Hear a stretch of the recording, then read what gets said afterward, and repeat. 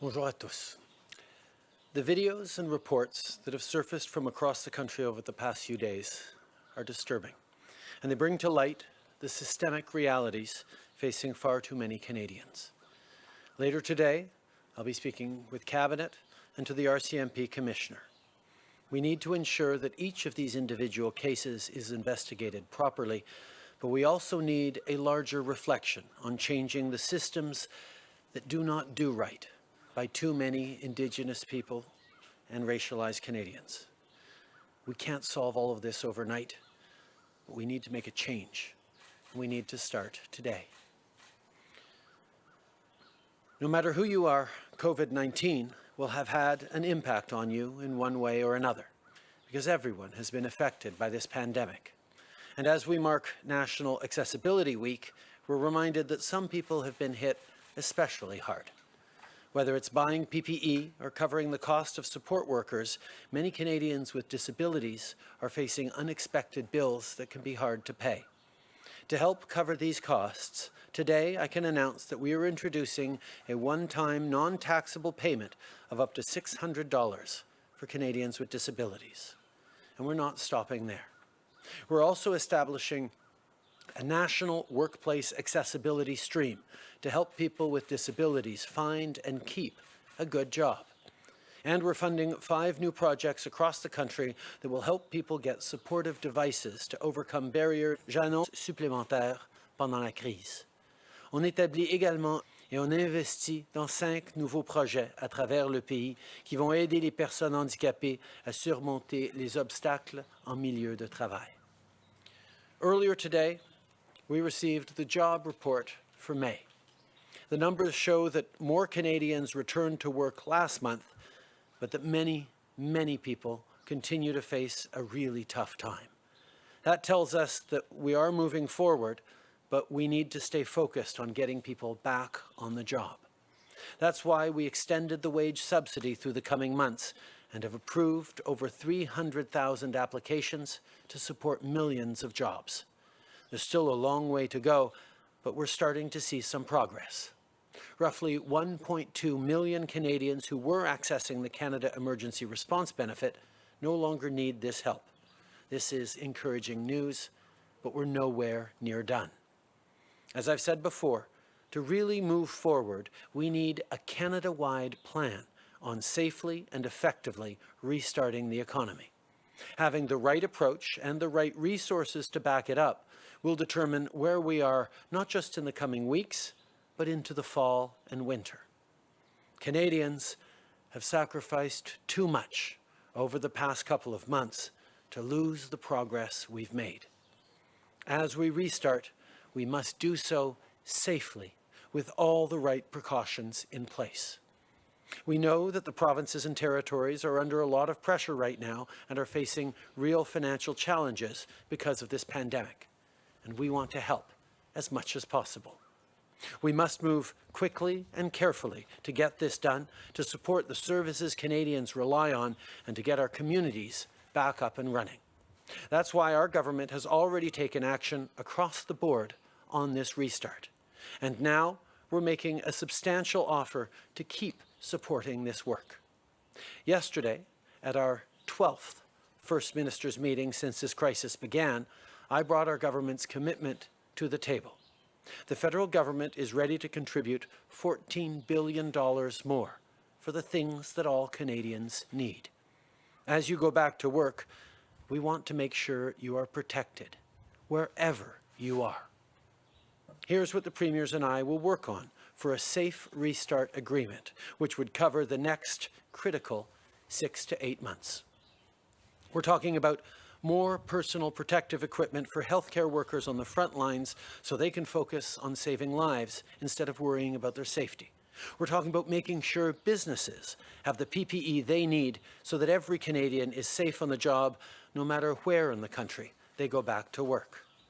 We're talking about childcare so that every parent knows there's a safe place for their kids, because when mums and dads get back to work, they shouldn't have to worry about how their kids are doing. We all know that there are too many seniors who've gotten sick from COVID-19. And along with our elders, there are many people who are especially at risk if they get the virus. So we want to provide immediate assistance so that the most vulnerable are protected. We're also talking about sick pay of up to 10 days for workers who currently don't have benefits. The federal government would provide the funds needed to make this happen. And we're talking about support for cities and municipalities so that when Canadians get back to work, they can count on the services they need, like public transit and community programs. I'm looking forward to working with the premiers to make this happen. Provinces and territories are facing different realities, so flexibility will be important. But here's the bottom line. For seniors and people who need extra support, for kids and for workers, this plan is for you. With this Safe Restart Agreement, we're proposing a standard of support to keep every Canadian right across the country safe and healthy as we get our country back on their feet. On a besoin d'un plan pour l'ensemble du Canada pour relancer l'économie de manière sûre et efficace. Parce que c'est en se dotant du bon plan et des bonnes ressources qu'on va pouvoir déterminer où on va être non seulement cet été, mais cet automne et cet hiver. Notre gouvernement a déjà pris des mesures en ce sens. Et maintenant, on offre de faire encore plus pour soutenir ce travail. Hier, lors de notre 12e réunion des premiers ministres depuis le début de la crise, j'ai fait une proposition à mes collègues. Le gouvernement fédéral est prêt à accorder 14 milliards de dollars pour relancer le pays de manière sûre et sensée. C'est de l'argent qui va être utilisé pour acheter de l'équipement de protection individuelle pour les travailleurs, y compris ceux qui travaillent dans le milieu de la santé. Ce seront des fonds pour payer le service de garde, pour offrir plus de financement aux municipalités, pour payer des congés de maladie et pour soutenir les plus vulnérables, comme les aînés qui vivent dans les CHSLD. C'est sûr que la situation est différente d'une province à l'autre et notre plan va en tenir compte. Mais voici ce qu'il faut retenir. On est là pour assurer la santé et la sécurité de tous les Canadiens à travers le pays pendant qu'on relance l'économie. En ce moment, notre plus grande priorité, c'est d'aider les gens à traverser la crise. Mais on pense aussi à ce qui nous attend non seulement au cours des prochains mois, mais des prochaines années et décennies. La Journée mondiale de l'environnement nous rappelle qu'on ne peut pas bâtir un avenir meilleur si on n'a pas de plan pour lutter contre les changements climatiques. Notre gouvernement a pris des engagements ambitieux à ce chapitre et aujourd'hui, on y donne suite. On annonce 60 nouvelles initiatives pour conserver la nature à travers le pays. La moitié des projets seront dirigés par les peuples autochtones et le but, c'est non seulement de protéger notre environnement, mais de soutenir les économies locales et de créer de bons emplois pour les Canadiens. We are living in unprecedented times, but this is not the first moment that Canadians have been called to work together. This weekend, as we mark the anniversary of D-Day, we remember all those who fought and died defending the values that we hold dear. Like the brave men and women of the Canadian Armed Forces today, our veterans served with courage and selflessness, and they served together. Just as we stand here this morning because of their sacrifice, Canadian troops stood on Juno Beach because of those who came before them. Because of the Allied forces who had, this same week 4 years earlier, completed the rescue of over 300,000 soldiers trapped on the beaches of Dunkirk. It was a remarkable operation, and not just because of the number of lives that were saved, but because of the number of people who helped save them. Hundreds of everyday men and women gave their boats to rescue their fellow citizens. They would have never succeeded alone, but together they changed the course of history. And 80 years later, as we face our own fight, their stories stand as a reminder to us all. Right now, we each have a role to play. As a business owner, using the wage subsidy to keep your employees on the payroll. As a young person, helping your community through a Canada Summer Jobs placement, or even just by staying home when you can and following physical distancing when you're out. No matter what you're doing to help, thank you. If we keep working together, if we keep supporting each other, we will get through this. Merci. Merci beaucoup, Monsieur le Premier ministre. On va commencer la période de questions avec le téléphone aujourd'hui. Opérateur, c'est à vous. Thank you. Merci. Première question, Hélène Buzetti, Le Devoir. À vous. Oui, bonjour, Monsieur Trudeau. J'aimerais savoir combien d'argent le Parti libéral recevra ou a reçu en subvention salariale? Je n'ai pas ces détails. La mesure de subvention salariale a été mise en place pour aider les entreprises, les organismes, y compris les organismes sans but lucratif, pour garder leurs employés, que ce soit des comptables, des traducteurs, des préposés à la réception. Il y a des gens qui travaillent à travers le pays dans bien des organismes qui ont besoin d'amener un chèque de paye pour appuyer leur famille, pour payer leur épicerie. Et ces organismes reçoivent cet argent pour aider les travailleurs. En suivi, Hélène?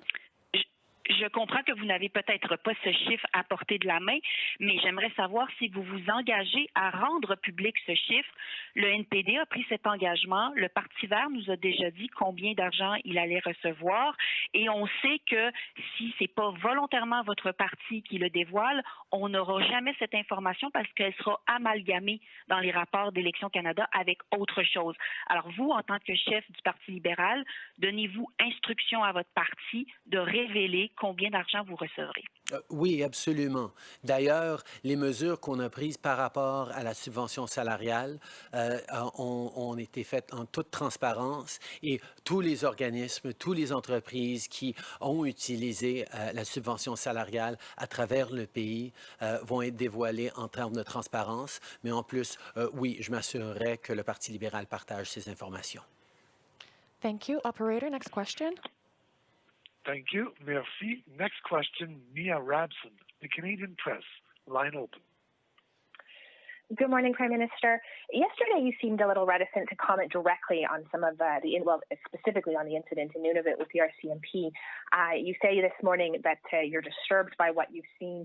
But what do you say to Indigenous Canadians who, when the police show up, feel fear and not safety? I think far too many Canadians feel fear and anxiety at the sight of law enforcement officers and authorities of various ways because we continue to have systemic racism in this country, systemic discrimination. That means that Indigenous Canadians, racialized Canadians are vulnerable in these situations. This is not something that is new for racialized Canadians or Indigenous Canadians. This has long been their reality, but over the past weeks, we've seen a large number of Canadians suddenly awaken to the fact that the discrimination that is a lived reality for far too many of our fellow citizens is something that needs to end, and that is what we are working on. Okay. Nous savons que pour beaucoup trop de Canadiens racialisés ou autochtones, la réalité, quand confrontés ou quand ils interagissent avec les autorités, peut être extrêmement différente de celle de la majorité des Canadiens. Nous faisons face à des systèmes où la discrimination est présente et nous devons de le changer. Mais ça fait longtemps que les Canadiens issus d'environnements minoritaires vivent cette discrimination, mais peut-être que beaucoup de Canadiens, la majorité des Canadiens qui ne soupçonnaient pas à quel point ça peut être grave dans ce pays, en prennent conscience cette semaine ou ces jours-ci, veut dire qu'enfin, nous allons pouvoir prendre des vraies mesures à travers le pays pour avancer sur ce problème. Following up, Mia? Yeah, I'm just wondering, what specifically are you planning to work on when it comes to dealing with the fear that some people feel when the police show up? Saying that it's not okay is one thing, but what specifically is your government going to be putting on the table to try and stop this? There have been many reports, many recommendations, including the calls to justice from the Missing and Murdered Indigenous Women and Girls inquiry that have laid out concrete steps that can be taken, and we will be moving forward on those. I will be discussing those and other measures with Cabinet this afternoon. I will also be talking with the Commissioner of the RCMP. I will remind people, however, that the federal government does have authority over the RCMP, but we need to work with provinces and indeed municipalities to cover all police forces and justice systems across this country. And these are the kinds of things that we need to do as a country across all orders of government in the coming days. Okay. Évidemment, nous allons avoir des conversations en tant que cabinet, en tant que gouvernement sur ce que nous pouvons faire directement, en particulier par rapport à la GRC. Mais évidemment, les différents paliers de gouvernement, ont eux aussi l'autorité sur différentes forces policières à travers le pays et nous devons de travailler ensemble pour faire face à ces enjeux et pour pas juste du progrès graduel comme on voit depuis longtemps, mais du vrai progrès concret pour les millions de Canadiens qui vivent de la discrimination presque à tous les jours. Merci. Opérateur, prochaine question. Thank you. Merci. Prochaine question, Mélanie Marquis. Merci. Bonjour, M. Trudeau. J'aimerais revenir sur le 14 milliards dont que vous avez offert aux provinces. C'est une offre, donc comment a-t-elle été reçue? Et pour précision, est-ce qu'il s'agit de transferts ciblés, donc que les fonds devront être dépensés selon les critères fédéraux dont vous venez de donner une idée là, un peu plus tôt dans votre discours?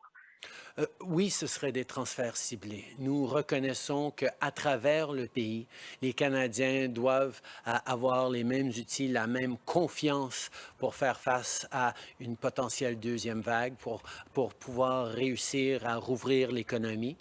Nous avons une idée très claire et partagée sur les éléments qui sont essentiels à cette rouverture sécuritaire. Et c'est donc des fonds qui vont être là pour assurer que tous les Canadiens, quelle que soit leur juridiction et leur région à travers le pays, aient ce qui est nécessaire pour qu'on puisse rouvrir en tant que pays.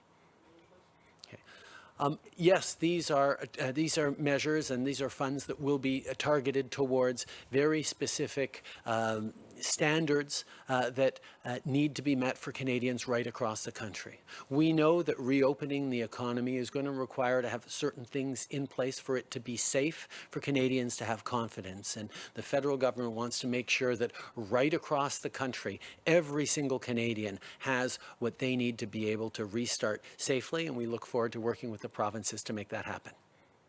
En suivi, Mélanie? Oui, merci. Juste, M. Trudeau, préciser comment ça a été reçu par vos homologues hier, parce que vous ne l'avez pas précisé dans votre réponse. Mais ma question suivie porte sur la PCU. C'est bientôt la fin pour la première vague de personnes, ceux qui ont appliqué, donc, à compter du mois de mars. Pour permettre à ces gens-là de se préparer en conséquence, pouvez-vous dire ce que vous allez faire de la PCU? Avez-vous décidé de la prolonger ou, au contraire, d'arrêter, de mettre fin au programme? D'abord, la conversation avec les provinces a été positive hier soir, mais c'est sûr qu'on a beaucoup de détails dont il va falloir discuter dans les jours à venir, mais on espère pouvoir sortir cet argent bientôt pour pouvoir aider les Canadiens à travers le pays, avoir confiance dans une réouverture sécuritaire pour tous et toutes. Par rapport à la PCU, nous reconnaissons qu'il y a des échéanciers qui arrivent et c'est pour ça qu'on travaille en tant que gouvernement pour regarder les prochaines étapes et on va donner bien du préavis aux médias et aux Canadiens sur ce qu'on va faire quand on le décidera dans les jours à venir. Thank you. Operator, next question on the phone. Thank you. Merci. Next question, Dylan Robertson, Winnipeg Free Press. Line open. Good morning, Prime Minister. Manitoba Premier Brian Pallister said he'll be asking your cabinet to change its tone on Indigenous people holding spiritual ceremonies that violate provincial public health orders. The Premier said he wants clarity from you. I'm wondering if you buy his argument that your minister is encouraging a different standard based on race and creed. As a federal government, we've been very clear that local authorities need to work with public health officers to ensure that their citizens are safe, whether they be municipal authorities or Indigenous governance, Indigenous leadership. We need to make sure that we're doing everything in line with public health in order to keep our communities safe. Obviously, the situations will vary across the country in terms of what is needed to do, but working with local public health authorities is essential to keep all Canadians safe.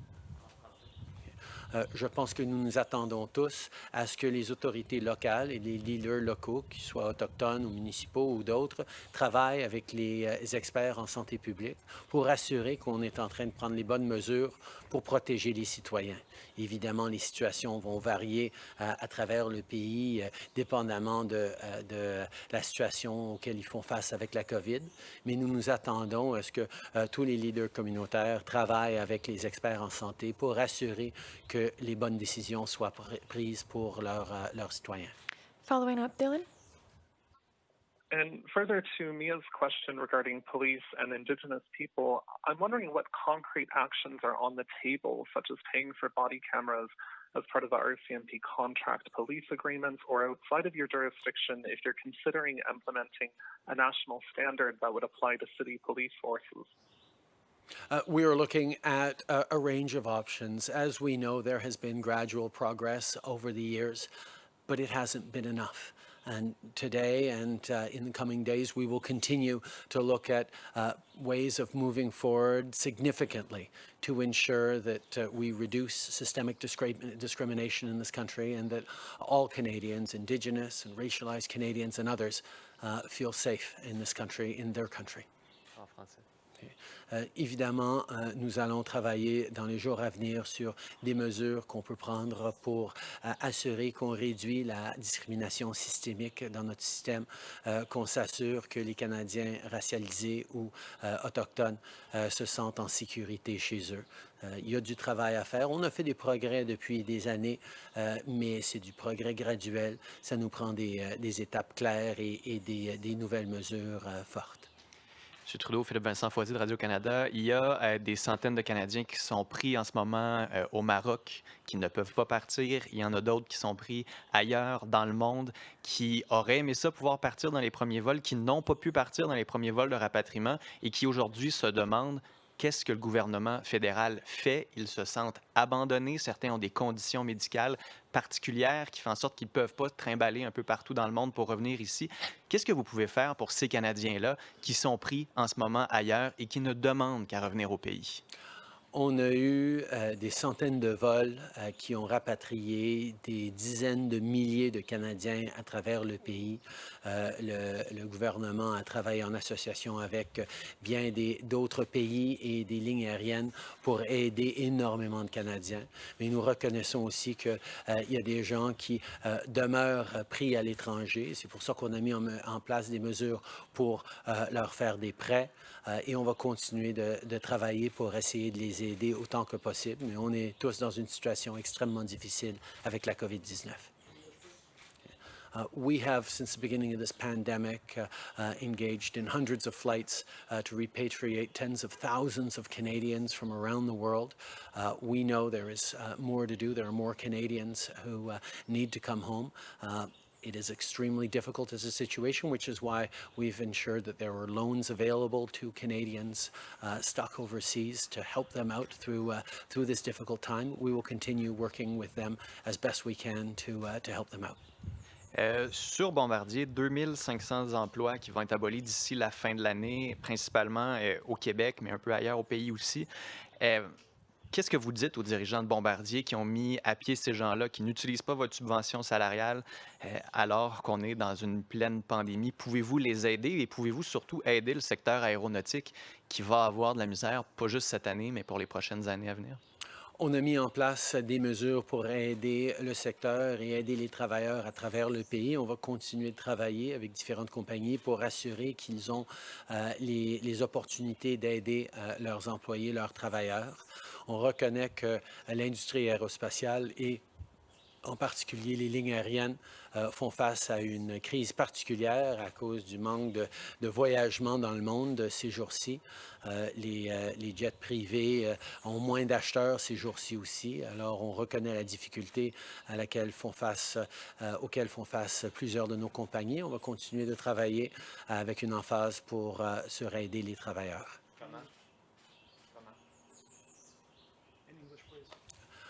We will continue to work with industries across this country who are affected by this pandemic.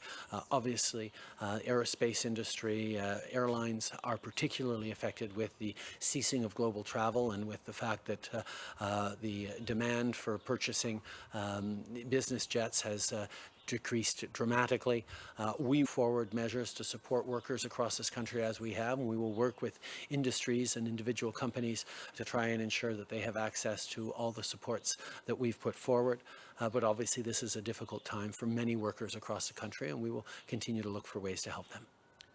Hi, Prime Minister. Tom Perry, CBC. You said in your opening remarks, we need to change the systems that do not do right by too many racialized and Indigenous people. You've also been talking about systemic racism a lot lately. So I'm wondering, broadly, what do you think needs to change in policing? And specifically, do you think that racism in police ranks is part of the problem? I think, as with so many systemic challenges, there are multiple factors that come into this, and we need to work together as a country, but we need to engage and listen to racialized communities, Indigenous peoples, as we have been through the Missing and Murdered Indigenous Women and Girls Inquiry, as we have through the Path to Reconciliation. We need to continue to engage, to look at concrete measures. We've made gradual progress over the past years, but gradual progress, incremental progress just isn't enough. We need to make stronger and bigger changes, and that's exactly what we're going to work on.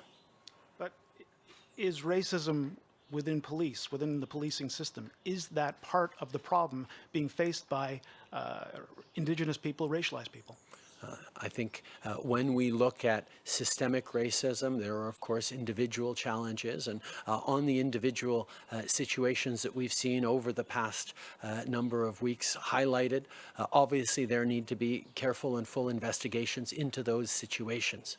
But we also need to take a step back and look at the scope of the system and address the challenges that exist within there. Okay. Je sais que quand on parle d'un problème systémique, oui, il y a des éléments individuels, le système qu'il faut adresser. Les exemples qu'on a vus depuis une semaine, 10 jours, soulignent qu'effectivement, il faut des enquêtes dans ces situations-là spécifiquement pour comprendre exactement ce qui s'est passé, mais il faut aussi prendre un peu de recul pour regarder notre système en entier, pour s'engager à réparer, à transformer nos systèmes pour mieux respecter les Canadiens racialisés ou autochtones. Marika Walsh with the Globe and Mail. Prime Minister, I asked your office this earlier this week and they weren't able to answer, so I hope you can. You have spoken many times about the need for more and better disaggregated data in Canada, and yet when you were setting your government's priorities last year, you did not make universal, widespread disaggregated data collection a mandate for Minister Baines. You only mandated him to do it for the census, which is only every 5 years. So why was that? We recognize that there have long been challenges in Canada about collecting disaggregated data. It's indeed a challenge around the world, which is why a number of years ago we invested millions of dollars towards Statistics Canada to start improving our ability to collect race-based data, disaggregated data. We know there's a lot more work to do, and that's exactly what we're working on. Nous avons reconnu depuis plusieurs années qu'on a besoin de prendre des meilleures données, y compris des données ethnographiques. Et c'est pour ça qu'on a investi des millions de dollars dans Statistique Canada pour commencer à mieux faire à ce niveau-là. Mais il reste encore beaucoup de travail à faire et on va le faire. By not having it, we know that COVID-19's economic crisis disproportionately affects women, but we don't know what its effect is economically on racial minorities because the data is not collected. Why should people take you seriously that it's a priority for you now if you did not set it as a priority across the board when you were making your government's priorities? As I said, for a number of years, we have made significant investments towards greater collection of disaggregated data. We have made progress on that, but there is much more to do, and not just at the federal level, across the provinces as well. Through the first early days of COVID-19, we collected numbers of cases without even having age, or in some cases gender data on who was being affected. So we know we need to do much better to properly understand where things are hitting hardest in this COVID-19 crisis. At the same time, however, we haven't waited till we get data to address the challenges posed by certain vulnerable populations. We've flowed greater funding to community organizations and grassroots organizations that are helping out people who we already know to be more vulnerable and marginalized, and we will continue to do that. But yes, we need to do a much better job around disaggregated data, and that's something we're going to do. Depuis les débuts, nous avons vu que les données collectées sur les cas de COVID-19 manquaient énormément de détails. On n'avait même pas les âges de bien des gens qu'on avait des cas précis de COVID-19. Donc, on sait qu'on devait en faire plus. Mais en même temps, on savait que les communautés les plus vulnérables allaient être affectées de façon disproportionnée. C'est pour ça que, dès le début, on a des organismes communautaires qui desservent les populations plus vulnérables pour s'assurer qu'on est en train d'aider. Mais oui, on doit en faire plus. Kevin Gallagher with CTV National News. Prime Minister, there's a march happening today in Ottawa to protest racism. Can you tell us if you'll be joining that march and what type of message you think you'd like to send to those protesters? And if you're not going, can you tell us why you won't be joining the march? Canadians right across the country are joining together and standing up to speak out clearly about the systemic discrimination that has existed for far too long in our country. We have thousands of people stepping forward to highlight the challenges and to show that they want to be allies. And I salute the work they're doing. I highlight that our government will be a partner, and I look forward to continuing to see thousands of Canadians protesting peacefully right across the country. Okay. Je sais qu'il y a énormément de Canadiens à travers le pays qui manifestent paisiblement pour exprimer leurs préoccupations avec la discrimination systémique, avec le racisme anti-noir, anti-autochtone. Nous devons de travailler ensemble en tant que pays pour améliorer ces situations, et je salue tout le monde qui manifeste paisiblement pour amener un changement. Didn't say if you were going there, but I want to ask you as well. Major telecom companies in Canada have decided against using Huawei.